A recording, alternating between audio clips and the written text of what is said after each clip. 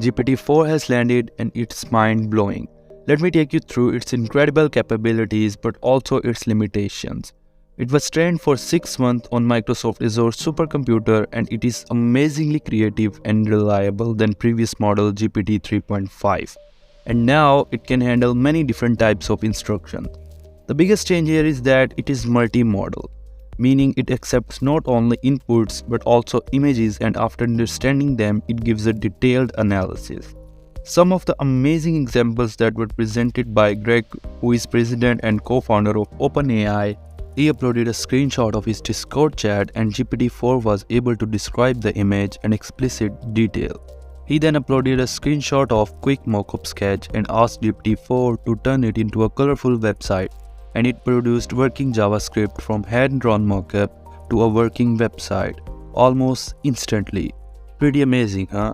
Let me show you some other examples. So as you can see here, GPT-4 can extract text from images. It can understand charts, understand memes, irony, satire, physics, math, and the list goes on. It's amazing.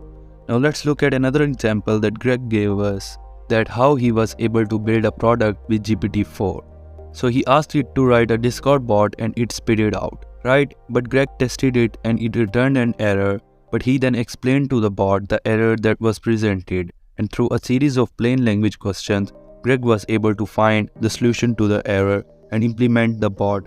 Now one of the interesting things from OpenAI presentation today was that AI is not perfect, and neither are you.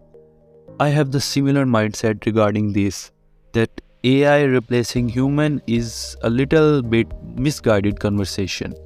And the conversation about jobs being replaced by AI is also a little bit misguided. Because AI will increase the capabilities of a human to work faster. You and I know it is more powerful than before, more creative than before. But AI replacing jobs is yet too far. The creative mindset of a human is far more better than a machine learning program. And I'm also testing GPT-4 and a detailed video of that will be on the channel soon. So a sub and like for this video will be appreciated. Thanks.